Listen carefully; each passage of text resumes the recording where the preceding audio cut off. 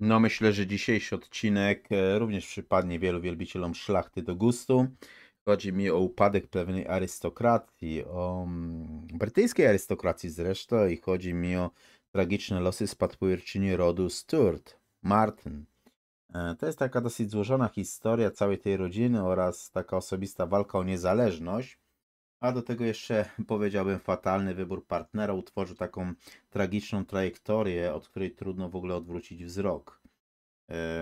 No, jeśli chodzi o kwestię samej Konstantin, którą tutaj widzicie, to dzisiaj ona czeka na decyzję sądu, która w zasadzie za chwilę może o jej, szczerze mówiąc, przyszłości przesądzić.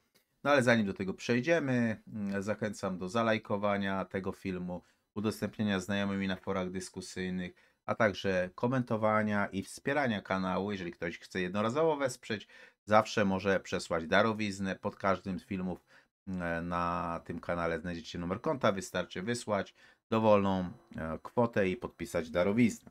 Ale wróćmy sobie do takiej historii, której myślę, że Wielka Brytania nigdy nie zapomni, bo chodzi mi o arystokratkę Constance Martin, która próbowała uzyskać zgodę na apelację od wyroku skazującego ją za nieumyślne spowodowanie śmierci swojej kilkutygodniowej córeczki Wiktorii.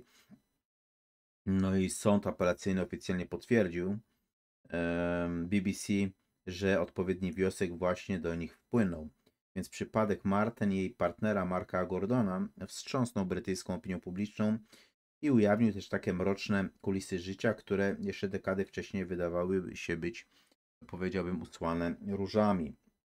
Sama Constance Martin przyszła na świat w arystokratycznej rodzinie w 1987 roku.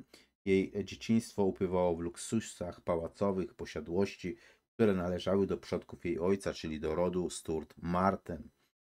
Chodzi mi tutaj o Crucial House Dorset. To jest taka XVIII-wieczna rezydencja otoczona mitami. Ma taką dosyć złożoną historię, no i pewne własności, kolejne remonty, które były przeprowadzane pod czujnym okiem sławnych architektów. Więc dziewczynka oczywiście dorastała w otoczeniu dzieł sztuki, historycznych balustrad i opowieści o przodkach, jednocześnie będąc świadkiem rodzinnego dramatu, który naznaczył ją na całe życie. Gdy miała 9 lat, jej ojciec Napier Martin opuścił rodzinę, no i pozostawił majątek i wyjechał do Australii. Oczywiście on po latach powrócił, ale blizna w jej umyśle pozostała. Pod nieobecność ojca matka, która była pobożną chrześcijanką, chodzi mi tu, jej matka nazywała się Virginia de Serres, robiła co mogła, aby córce zapewnić, córce oczywiście i trzem synom, normalny dom. Więc z Constance odebrała staranne prywatne wykształcenie w St. Mary's School. Potem studiowała arabistykę na Uniwersytecie w Leeds, no i pracowała dla Al Jazeera. Łączyła świat brytyjskiej tradycji z nowoczesnością kariery medialnej. Rodzinny status podkreślał również fakt, że była ona beneficjentką testamentu babci, kuratorki Muzeum Brytyjskiego Mary Anny Marten. Jednak środki z funduszu rodziny Stuart musiały regularnie wywalczać, upominając się w prywatnym banku Hoares o swoje uprawnienia, aby móc żyć podobnie jak jej bracia. Pomimo oczywiście nazwiska i majątku, miała poczucie niedopasowania, co ostatecznie sprawiło, że około roku 2012 zerwała po prostu kontakt z rodziną. No, takim przełomowym rokiem okazał się rok 2014, kiedy Martin poznała Marka Gordona, którego tutaj widzicie tego sympatycznego pana. Ona poznała go w londyńskim sklepie z kadzidełkami. No ich relacje szybko przekształciły się w taką zażyłość. Ona była wtedy studentką aktorstwa East 15 Acting School. No i mężczyzna, którego przyszłość miała się okazać zupełnie inna od jej własnej, no jakoś wszedł w jej życie. W roku 2016 podczas wspólnej wyprawy do Peru ta para wzięła ślub w nieformalnej ceremonii, no i związek ten nie został jednak prawnie uznany w Wielkiej Brytanii. Sam Mark Gordon urodził się w Birmingham w 1974 roku, lecz jako dziecko wyemigrował z matką na Florydę. No i tam w wieku zaledwie 14 lat dopuścił się brutalnych zbrodni, bo był oskarżany o włamania, gwałty, porwania. On porywał w ogóle sąsiadkę, tak na marginesie, przy użyciu noża, a niedługo potem na jego konto weszły również pobicia mężczyzny z łopatą podczas kolejnego napadu, więc amerykański sąd uznał go winnym porwania, 4 napaści seksualnych oraz włamania z użyciem niebezpiecznego narzędzia. Odsiedział 20 lat, 40-letniej kary w Stanach Zjednoczonych, no i po deportacji w 2010 roku wrócił do Wielkiej Brytanii, uparcie oczywiście utrzymując, że jest niewinny. Na początku stycznia 2023 roku Constance i Mark zniknęli w okolicznościach równie tajemniczych, co przerażających. No bo 5 stycznia ich płonący samochód znaleziono porzucony w pobliżu Bolton, co zbiegło się z przyjściem na świat ich córki. Wkrótce potem sprawa oczywiście nabrała tempa, bo były głośne policyjne poszukiwania, mobilizujące ponad 200 funkcjonariuszy. Poszukiwano ich na terenie 90 mil kwadratowych na południowym wybrzeżu Anglii, gdzieś tam w okolicach Barrington i New Haven. Te poszukiwania trwały w ogóle 53 dni. No, Constance i Mark, maskując tożsamość i używając pseudonimów, unikali kontaktów z policją.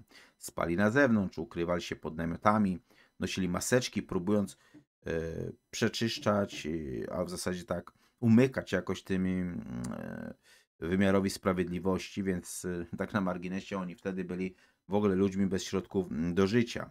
Ich czwórka oczywiście starszych dzieci została im odebrana i oddana pod opiekę zastępczą już wcześniej. Natomiast sama para desperacko broniła się przed powtórką tego scenariusza, no i uciekała z nowonarodzoną Wiktorią. 27 lutego 2023 roku w Brighton zostali zatrzymani, ale bez dziecka. 2 dni później, 1 marca, ciało małej Wiktorii znaleziono w takiej, w ogóle to ciało było rozkładające się i znaleziono je w takiej torbie na zakupy, która była ukryta w szopie na działce w dzielnicy Hollingsbury. Sekcja zwłok w ogóle nie pozwoliła jednoznacznie określić przyczyny śmierci, natomiast prokuratura wskazywała wychłodzenie albo jakieś uduszenie podczas snu w cienkim namiocie, oczywiście w styczniową, wilgotną noc. Marten tłumaczyła, że tragedia była wynikiem wypadku, bo zasnęła trzymając dziecko w ramionach. Natomiast sprawa nabrała ogromnego rozgłosu. Po pierwszym procesie para została uznana za winną nie tylko nieumyślnego spowodowania śmierci przez rażące niedbalstwo, ale również znęcania się nad dzieckiem, zatajania narodzin i utrudniania w ogóle śledztwa. Sędzia uznał, że Martin i Gordon podejmowali działania, aby sabotować i manipulować procesem. Natomiast prokuratura koronna zażądała ponownego rozpatrzenia sprawy w kwestii zabójstwa, po tym jak ława przysięgłych nie potrafiła wydać werdyktu. Ostatecznie w ogóle po długim i pełnym emocji powtórzeniu procesu z Old Bailey w lipcu 2024 roku zapadł wyrok skazujący Martin i Gordona za śmierć dziecka z rażącym niedbalstwem. Martin zareagowała wzruszeniem ramion i westchnieniem, zaprzeczając, jakoby w ogóle była temu winna. Natomiast wyrok w sprawie miał zostać ogłoszony 15 września 2024 roku. Natomiast w międzyczasie Martin podjęła powtórną próbę apelacji. No i ta jej wcześniejsza próba dotycząca wyroku za znęcanie się nad dzieckiem ogłoszona podczas pierwszego procesu w ogóle została odrzucona w lutym 2025 roku. No i teraz obecnie sąd apelacyjny ponownie rozpatruje skargę arystokratki. Pytanie, czy weźmie pod uwagę jej wyjaśnienia? Wydaje mi się, że o tym dowiemy się tak naprawdę już praktycznie za kilka dni. Ale ciekaw jestem Waszych komentarzy, czy o tej sprawie słyszeliście. Dajcie znać w komentarzach oczywiście.